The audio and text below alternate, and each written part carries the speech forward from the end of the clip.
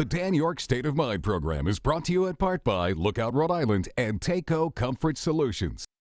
Good evening and welcome to my State of Mind. I am Dan Yorke. Governor Dan McKee has made an interesting hire in his administration as Deputy Chief of Staff. He is Christopher Abhulime, and he is a pastor, and he is in charge of things under the umbrella of racial equity and diversity. Not a lot of people know, but tonight you'll meet him and we'll begin a conversation about the work that's being done in that office. Now, with no further ado, we introduce you to Governor McKee's Deputy Chief of Staff in charge of, or working on, or oriented to the concept of diversity. He is Christopher Abhulime, and he is known as Pastor Chris to Governor McKee because prior to Governor McKee hiring him, all I heard from Governor McKee was, you got to meet this Pastor Chris. He does terrific work, and I got to get him on my staff. So there's that. Deputy Chief of Staff, welcome to the broadcast. Good morning. Good to be here. Good to have you. So, Pastor Chris, give me a little background on you first and what you and Governor McKee saw as an opportunity here for you to join the staff, and what I think is an unprecedented focus out of the administration. Well, like you rightly said, I'm Pastor Chris, and that means that I'm a pastor. And so I have, for so many years, been pastoring King's Tabernacle Church, and that is one of my passions in life. And I have a very diverse background. So my education started a few years ago, and got my Doctor of Veterinary Medicine degree, and then went on to have a master's degree in clinical laboratory sciences and another master's degree in psychiatry and mental health. And so I have worked in my professional life other than pastoring our church. For 10 years, I ran as a manager of process development and research outfit at Genzyme Corporation in Framingham. And between that, I have worked for Amgen Corporation, supporting production of Enbrel in Amgen, and also worked at UMass Medical College in doing the same thing, researching alcoholic liver disease at UMass. And so beyond my professional life, I am very much involved in the community, and especially in the immigrant community, and understanding that we need to provide opportunity for every single person in Rhode Island, whether you're coming from north or south or east or west. And my involvement in the community intersected with the current governor, Dan McKee. And one of the things that I did in 2019 is to lead leaders within our community to begin conversation on race relations across cities. We went to Cranston, to Pawtucket, to North Providence, to Johnston, and many other cities. And the purpose of that was to educate our leaders on race relations. And I have also participated in the Chief of Police events, the Blue and Faith in Blue. And so that work of promoting equity and helping to provide opportunity for our minority community caught the attention of the governor at the time. And we have worked together on education-related issues and to provide opportunity for students within our states. And I've visited with the governor at the time to schools. And that gave us the opportunity to really synergize. And so when he became governor, and we discussed how equity should be a big part of his administration. And in the process, he said to me, well, you're doing God's work, and I want you to come help me, join me do the work that I do. And I said, well, it's about the same thing. God's work and the people's work is about the same thing. And the skills that I have learned over the years, and my education and my background, which is very diverse, brings a unique perspective to the office. So I'm excited about it. Every day I come here, I feel so good about it. And we're looking forward to accomplishing some great things on the behalf of the people of Rhode Island. Okay, well, listen, that's thank you for the broad stroke. I'm not sure that your your work on the ground that you're doing, and I want to talk about some of that work, I'm not sure yet that the state knows you're in place. Other than that, who you deal with, other than I'm sure you're checking in every day and working hard every day, and you're in the community every day, but there really hasn't been any kind of broad pronouncement as to the uniqueness of this focus coming out of the administration. Is this been, for lack of better comparison, a slow open? In other words, you know, how you open a business, sometimes you just kind of start doing business and then you say, hey, here's the grand opening, when you think you've got your, you know, your act together, so to speak, and you know the store is lined up the right way and the sign's good and all that kind of thing. You know what I'm saying? I don't think you've really been broadly introduced. I think the latter is the case here. I believe that either you're starting a business or starting something new, it's important to do a very good assessment. Prior to intervention, it is absolutely very important that you do a very good assessment to understand the players in the field, to understand what's going on prior to then making an intervention and then evaluating your intervention, whether it's working. So our focus, since we got here, like you know, this was not a usual transition, and we came into this office in having to deal with so many things. And our initial goal is to properly assess where we're at and to begin to put together a plan. And when that plan is properly put together and we have brought all of the data from our assessment, then I believe that it will be time, like you said, to open the shop and open the business. So we're looking forward to doing that. You're right that the state probably have not known me or I have not been fully introduced to the state. And I think that time is going to come. It's all about timing. When the time is right, we will do that. And like I always say to people, you don't choose the time chooses you. So that's exactly where we are. We're doing a very good assessment at this time. Okay, well, in part, you're being introduced. It's not like exactly. It's not like we're doing this conversation in a vacuum. When we come back, we'll get into some of what Pastor Chris has assessed.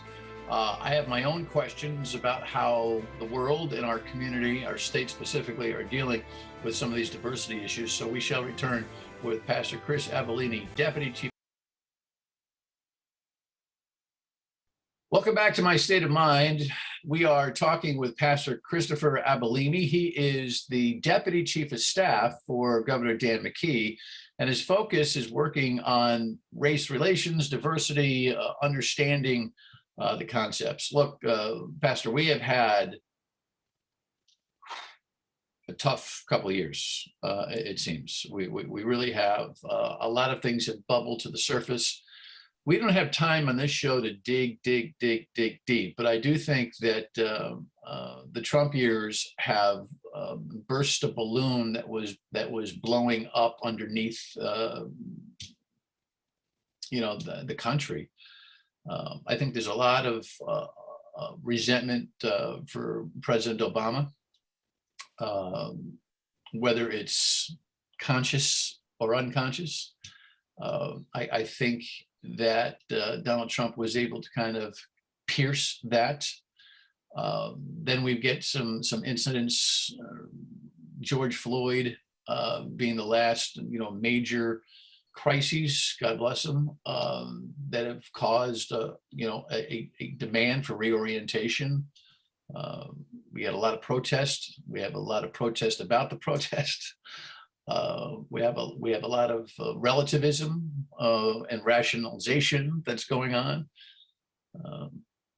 You got a tough job in trying to dig into this from a governmental point of view, don't you? Well, you're right. It's a tough job, but we're Americans and we're Rhode Islanders. We do tough things, and race relations is always a tough conversation. And difficult as it were, we cannot afford to postpone the conversation. It's a conversation that we must continue to have. Because in having those conversations, we come to understand the lived experience of so many.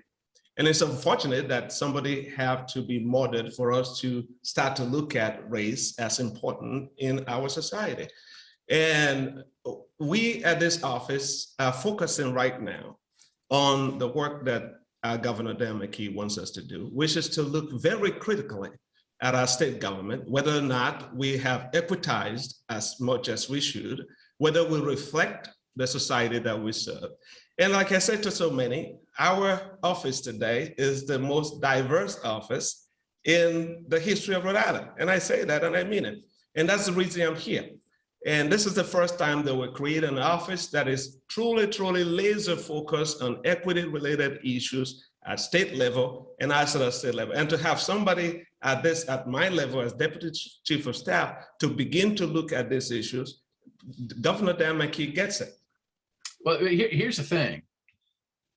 There are people who are soaking you up right now as they're watching this conversation, looking forward to the work. There are a lot of people who think this is a useless conversation, that you're completely unnecessary, that we keep making such a big deal about this race thing. I didn't do anything in my life that I think is bigoted or racist. I didn't bring the slaves in. I mean, I hear this on the radio all the time. I'm not making this up. This is a very, very embedded, heartfelt argument that if we just treat each other okay, why don't we just put the past in the past? Why don't we just treat each other okay? I don't care if you're black. You don't care if I'm white. You hear me, right? You hear me. Explain to the viewer why that let's just get along thing isn't good enough. Well, the most convenient thing is to default to this divisive narrative. And I think that whenever we get into this divisive narrative, we're further torn apart. I think the most important thing is really to look at where we're at. Let me jump in there. My point is that the viewer who settles into who relates to what I just said doesn't think he or she's being divisive. That you're creating an environment, you being the conversation, you're creating an environment of divisiveness by telling me I'm divisive. I'm not divisive. I don't care. That's where the rubber meets the road in this consciousness discussion that will then evolve to programmatical equitization. But people don't understand why we just can't move on, man. This is why they don't feel like it's divisive. This is the reason that conversation is always better than confrontation. Having a conversation, sitting across the table, like I said earlier, in 2019, we at our leadership level in the community, and I led that effort to visit towns and cities, mayors of towns and cities. We were in Cranston. Mayor Fong was the mayor at the time. And because of our meeting with Mayor Fong and bringing up these issues, he created or revived his diversity council to advise him on diversity issues. We were in Pawtucket, and Pawtucket, we had a commitment from Pawtucket that race relation will be addressed in that city. And so many other cities in Johnston and in North Providence. So having those conversations, however difficult it may look like or feel like, it is the right thing to do. And we were able during that effort to make some progress. And so being here and having this very tough conversation that some people are not comfortable with. Because to some, like you said, is, well, we're just recreating this whole thing and perhaps we're creating more problem than solving problem. But the truth of the matter is that we're laser focused on this work, which is that the acknowledgement and that there is some individuals who are born with golden spoon in the mouth. There are those who were born with silver spoon, there are those who were born with plastic spoons in the mouth, and those who were born with no spoon at all.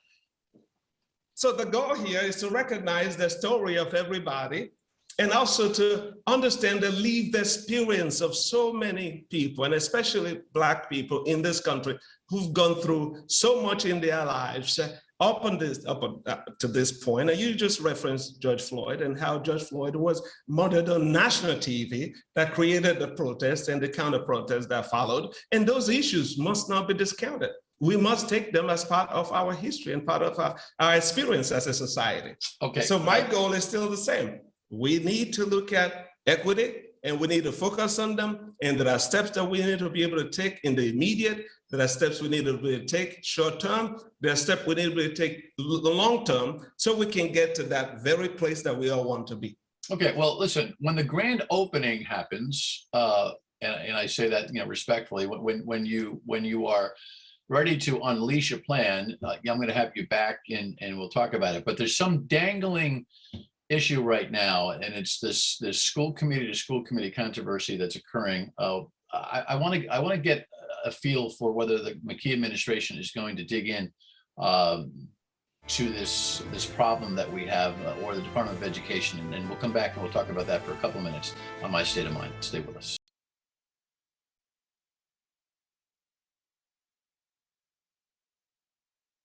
Back with Pastor Chris Abhulime. He is the Deputy Chief of Staff for Governor McKee, focused on things of diversity, equity.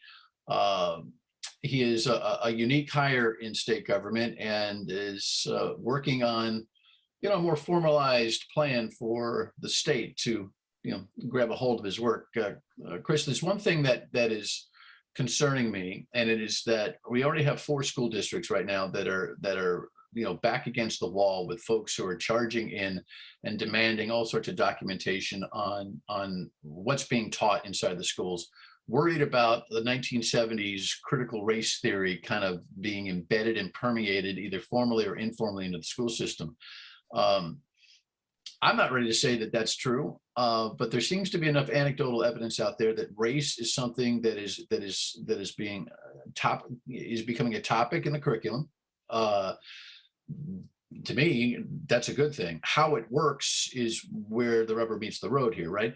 I think that the school systems need to make presentations, not unlike they would do if they have a major math or English curriculum change.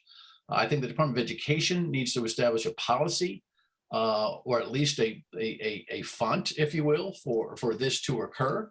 A, do you agree with me on that?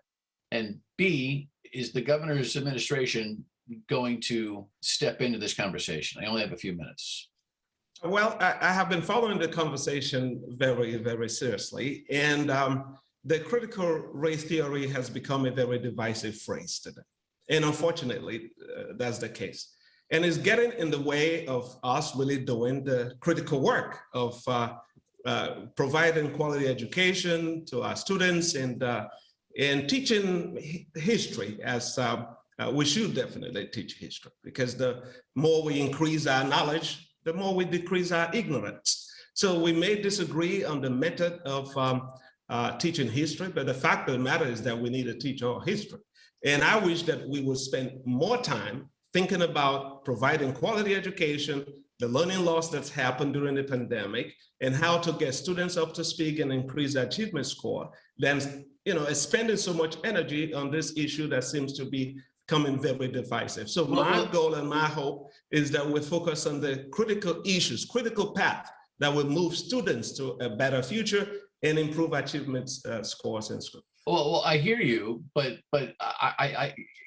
I hear you, but I respectfully would suggest that's taking an exit ramp off a highway that is beginning to flood with cars. You need this administration and this Department of Education need to establish A, what's actually happening, B, explain it clearly, C, allow for some debate and pushback, which may or may not satisfy folks, but at least you get it to a place where at least the cards are on the table, so to speak, and move along. Avoidance and dismissal of the bubbling concern ain't going to help. Healthy debates are always useful in any conversation. Like I said earlier on, I prefer conversation than confrontation. And when an issue becomes a very divisive issue and we're spending so much energy and soaking up the energy in the room, perhaps we should step back and look at it. Well, maybe we need to spend this energy on where it really matters. And I think that what matters here is providing high quality education to our students across Rhode Island. And like you saw, the governor did during the graduations of the Providence schools, he attended, if not all, most of the graduation, and I was there. And we did that to highlight the fact that quality education and providing access to students is what we should be focusing on. There's a lot of inequity in that area as well. I agree completely. And in that lane, I think all that stuff in the governor's focus, believe me, the governor is the most committed top public servant in the state to education issues. And all that stuff you suggest he's doing is true, and he should continue to do it. And I think it's a great reflection on the state and the governor's office. But we got a bubbling problem here that if we ignore and just say, hey, listen, you're wasting the energy, the school systems have a responsibility to be clear about what they're doing. I think RIDE needs to guide them. And somewhere along the line, the governor's going to have to, and you're going to have to step in and say, look, here's what's truly happening, or here's what we would like the school systems to focus their energy on. Maybe your message is to the school systems to say, yeah, calm this stuff down or clarify this stuff so we can put it away because it's dragging us down. That's my point. It just can't be ignored. And we can't say, well, the governor's doing all this great stuff in education. Keep doing it. But this thing is not going to stop. And before we're done, we're going to have 30 school systems that are going to have public record request controversies that are going to soak up the energy in the room. We only have 30 seconds. Your last thought on that. Like every other thing that I'm doing from the office, I'm looking at this very closely. And if there's a need to intervene and surgically intervene, we would do that. But like I said, we're very focused right now on looking at what the system looked like and where we're at today and where we want to be in the future. And the fact of the matter is that every single student in Rhode Island deserves high quality education. And that is exactly what I'm focusing on. All right, listen, looking forward to a continued dialogue, and whatever the formal store opening, grand opening is, that'll be fun. Pastor Chris, congratulations and thank you. Appreciate it. Thank you so much for having me. Final word and we come back, please. Lots of work being done in the McKee administration on issues of race and equity. You're going to learn more about it, and hopefully the community will embrace the conversation. We'll talk to you on the radio, weekdays 3 to 6 on WPRO, and back here next weekend. Thanks. Good night.